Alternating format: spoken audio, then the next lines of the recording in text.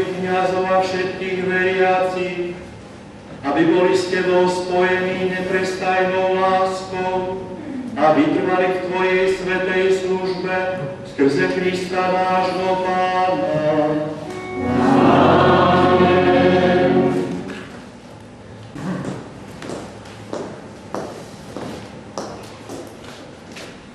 Vaša excelencia, otec biskup, dovolte mi, aby som vám mene všetkých prítomných poďakovala, že ste z príležitosti pietnej spomienky venovanej 200. výročiu úmrtia Juraja Fandliho prišli medzi nás a požehnali našu farnosť i nás samotných. Juraj Fandli bol všestrannou tvorivou osobnosťou. Bol kňazom, spisovateľom, včelárom, zelinárom i dedinským lekárom. Bol príkladom ideálneho osvietenského kňaza, ktorý si uvedomoval dôležitosť vzdelania jednoduchého človeka. Nie silou, nie mocou, ale mojím duchom. To je myšlienka, ktorou sa riadil celý život. Vaša excelencia, otec biskup. Naplnený ovocím Božej lásky, milosťami, ktorých sa prijíma z dňa z tela a krvi Krista, Pána, vám ďakujeme a želáme vám, aby vám Pán Boh dal zdravia a hojnosť Božej milosti otvárať dvere k našim srdciam pre Otca, Syna i Ducha Svätého.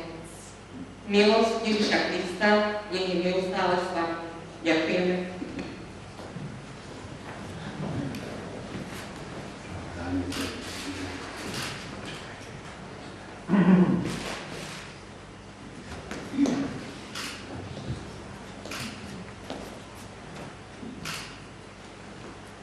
Chcem sa zo srdca poďakovať vám všetkým, milí bratia a sestry.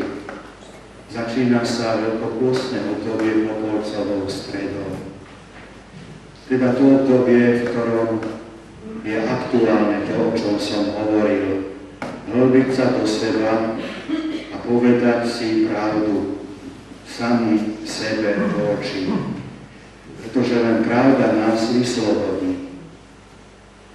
Keď nás kňaz bude mazať popolcom, značiť popolcom, tak môže použiť aj túto formulu. Pamätaj, človeče, že si prach a na prach sa obrátiš. Ani mne nepovie, pamätaj, pán biskup. Ani tebe nepovie, pamätaj, pán inžinier, pán doktor, pán profesor, ale všetkým nám povie, pamätaj, človeče. A to je veľmi dôležité si uvedomiť, že sme v prvom rade ľudia. Musíme vidieť jeden v druhom človeka. A potom aj naše vzťahy sa budú meniť lepšie.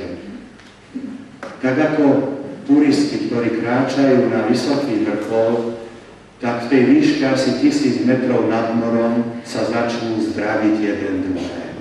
To je zaujímavé. Keby ste vystupovali na Lomnický štít, tak už tam v tých vyšších polohách by ste sa zdravili Nemci, Češi, Maďari, Slováci, lebo tam sme už ako bratia. Ale keď zídeme zasa dolu, tak už sa nepoznáme. Tým naším vrcholom, tou našou horou je aj tento chrám. Tu sa zdravíme, podávame si ruky ako bratia a sestry. Robíme tak aj mimo kostola, mimo chrámu. Kiež by tomu tak bolo. A k tomu vám všetkým zo srdca hojnosť milosti prajem, vyprosujem a k tomu vám udelujem aj svoje apoštolské požehnanie. Pán s vami.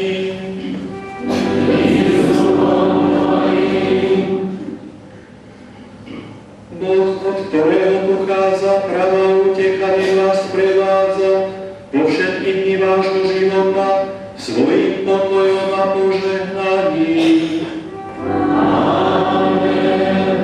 Nech vás chráni pred každým nebezpečenstvom a nech upevňuje vaše srdcia vo svojej láske.